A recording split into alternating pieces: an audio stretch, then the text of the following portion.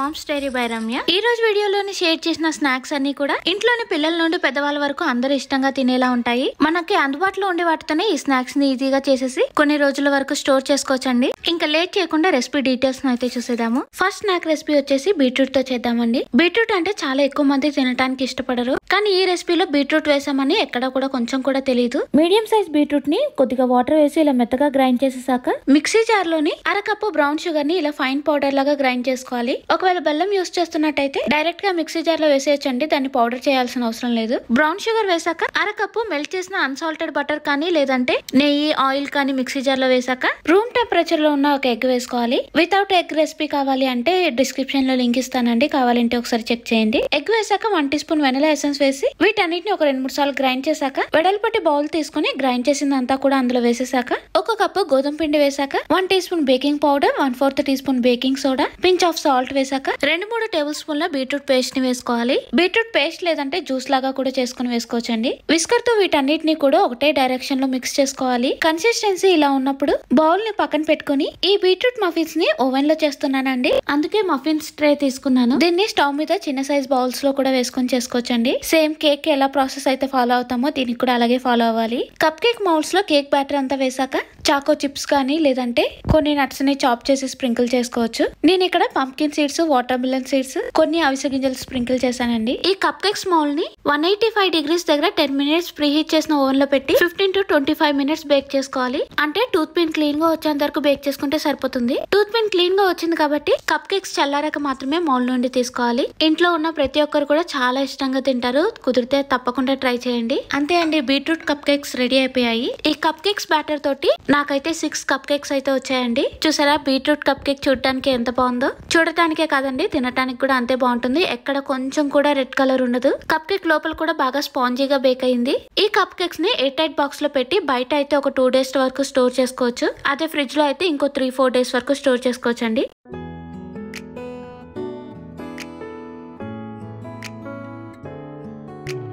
Second snack recipe కోసం పెండలం use చేస్తున్నామండి. దీన్నే కర్ర పెండలం అని, పెండలం దుంప అని కూడా అంటుంటారు. వీటితో పిల్లలకి నచ్చేలా క్రంచీ స్నాక్స్ చేసేదాము. పెండలం ఫస్ట్ కార్నర్స్ కట్ చేసేసాక మీడియం సైజ్ లో 3 పీసెస్ గా కట్ చేసుకుని నైఫ్ తోటి వీడియోలో చూపించే విధంగా వాటి స్కిన్ మొత్తం పీల్ చేసేసుకుని వాటర్ లో వేసేసుకోవాలి.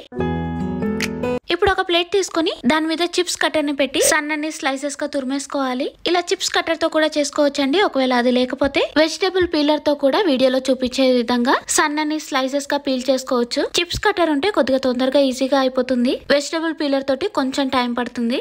ఇలా నా దగ్గర ఉన్న 2 పెండలం కూడా సన్నని స్లైసెస్ గా కట్ చేశాక ఒక 5-6 స్లైసెస్ ని తీసుకుని చాపింగ్ బోర్డ్ మీద పెట్టి వీడియోలో చూపించినట్టు సన్నని స్టిక్స్ లాగా కట్ చేసేసుకోవాలి. ఇదే విధంగా మిగిలిన వాటితో కూడా అన్నిటినీ కట్ చేసేసుకోవాలి. ఇలా అన్ని స్టిక్స్ ని కట్ చేసేసాక వాటి మీద కొద్దిగా తడి ఉంటుంది కాబట్టి ఏదైనా క్లాత్ మీద కానీ లేదంటే టిష్యూ పేపర్ మీద కానీ వేసుకుని ఈ ప్లేట్ ని ఒక 10 నిమిషాల వరకు ఫ్యాన్ కింద పెట్టేసుకుందాము. మనం కట్ చేసుకున్న స్టిక్స్ అన్నిటికీ కూడా కొద్దిగా కూడా తడి లేకుండా డ్రైగా అయిపోతాయి. వీటిని వేడిగా ఉన్న ఆయిల్ లో వేసుకుని ఫ్రై చేసుకోవాలి. అవి క్రిస్పీగా ఫ్రై అయ్యేంత వరకు స్టవ్ ని మీడియం ఫ్లేమ్ లో పెట్టుకుని ఫ్రై చేసుకోవాలి. ఇలా ఫ్రై చేసినవన్నీ బౌల్లోకి వేసాక ఫ్రై చేసిన కొన్ని కరివేపాకుతో పాటు కొద్దిగా టేస్ట్ కోసం సాల్ట్, కొంచెం కారం వేసి అన్నిటిని మిక్స్ చేసుకుంటే క్రంచీగా స్నాక్ అయితే రెడీ అయిపోతుంది. ఇంకా ఇంట్లోనే హైజీన్ గా కూడా చేసుకోవచ్చు. ఇవి చాలా క్రిస్పీగా ఉంటాయి కాబట్టి పిల్లల నుండి పెద్దవాళ్ళ వరకు అందరూ ఇష్టంగా తింటారు. వీటిని ఎక్కువ క్వాంటిటీలో చేసుకుని ఎయిర్ టైట్ బాక్స్ లో వేసుకుంటే 4 రోజుల వరకు స్టోర్ చేసుకోవచ్చు అండి.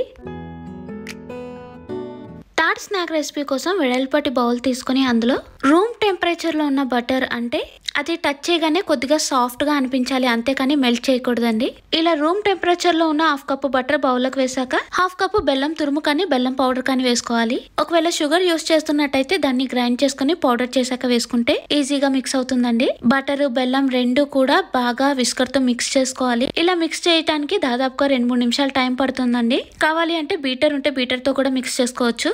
బటర్ బెల్లం అంతా బాగా కలిసి ఇలా క్రీమీ టెక్స్చర్ లో రావాలి. ఇలా క్రీమీ టెక్స్చర్ వచ్చేసాక 1/2 టీ స్పూన్ వెనిలా ఎసెన్స్ కానీ లేదంటే యాలకుల పొడి కానీ వేసాక 1 కప్పు ఓట్స్ వేసుకోవాలండి.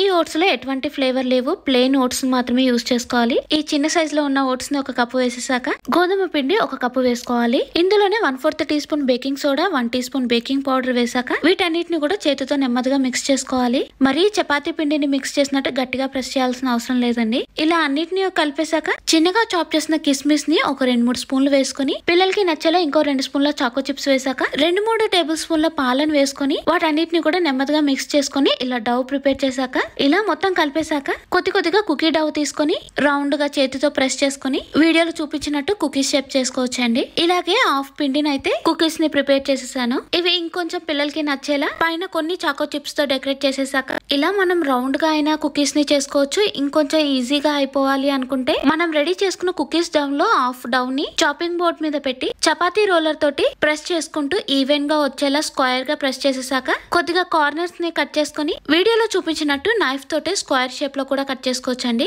ఇలా అయితే మనకి ఇంకా ఈజీగా అయిపోతుంది. ఒక్కొక్కటి రౌండ్ గా చుట్టాలి అంటే కొద్దిగా టైం పడుతుంది. కుకీస్ ఎక్కువగా ఉండటంతో ఈసారి కుకీస్ ని ఓవెన్ లో బేక్ చేస్తున్నానండి. అందుకే రెడీ చేసిన వాటన్నిటిని కూడా బటర్ పేపర్ మీద పెట్టేసుకుంటున్నాను. వీటిని స్టవ్ మీద కూడా కుక్ చేసుకోవచ్చండి.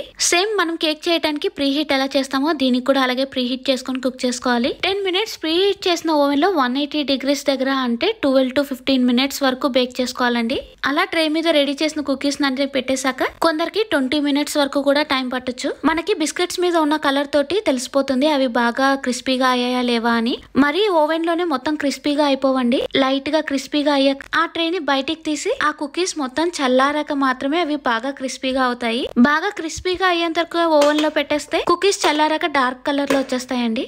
ఇలా ఇంట్లోనే హెల్తీగా హైజీన్ గా ఓట్స్ కుకీస్ రెడీ చేసేసుకోవచ్చండి. చాలా క్రిస్పీగా క్రంచీగా ఉంటాయి. పిల్లల నుండి పెద్దవాళ్ళ వరకు అందరూ కూడా ఈ ఓట్స్ కుకీస్ ని ఇష్టంగా తింటారు. ఈ ఓట్స్ కుకీస్ ని ఎయిర్ టైట్ బాక్స్ లో వేసుకుంటే ఒక 15 రోజుల వరకు స్టోర్ చేసుకోవచ్చండి.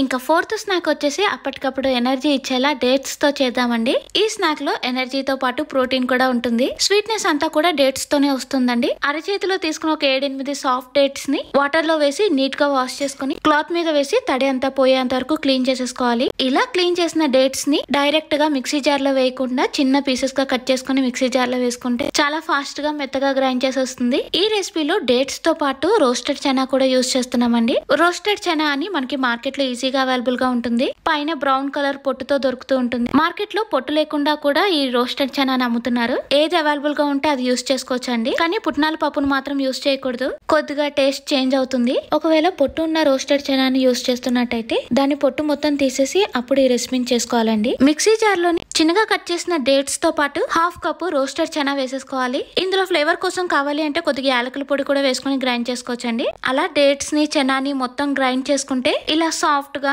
డేట్స్ చనా డవ్ అయితే రెడీ అవుతుంది. దీన్ని కావాలి అంటే ఇలా చిన్న రౌండ్ బాల్స్ లాగా చుట్టుకొని తినవచ్చండి. లేదు ఇంకొంచెం పిల్లలకి నచ్చేలాగా ఏదైనా షేప్స్ చేసుకోవాలి అనుకుంటే మాత్రం నా దగ్గర ఉన్న మౌల్డ్స్ లో డేట్స్ చనా బాల్ ని పెట్టి స్పూన్ తోటి ఈవెన్ గా వచ్చేలా కొద్దిగా గట్టిగా ప్రెస్ చేసుకుంటే ఇంట్లో ఉన్న ఏదైనా డిఫరెంట్ మౌల్డ్స్ ని యూజ్ చేసుకోవచ్చు. షేప్ అనేది కరెక్ట్ గా రెడీ అవుతుంది. ఇలాగే అన్నిటిని ప్రిపేర్ చేశాక ఈ మౌల్ ని అరగంట పాటు ఫ్రీజర్ లో పెట్టేసుకోవాలి. ఇలా ఫ్రీజర్ లో పెట్టుకోవడం వలన అది మరీ స్టిక్కీగా ఉండకుండా కరెక్ట్ షేప్ లో ఉంటుంది. ఇంకా తినటానికి కూడా బాగుంటుంది.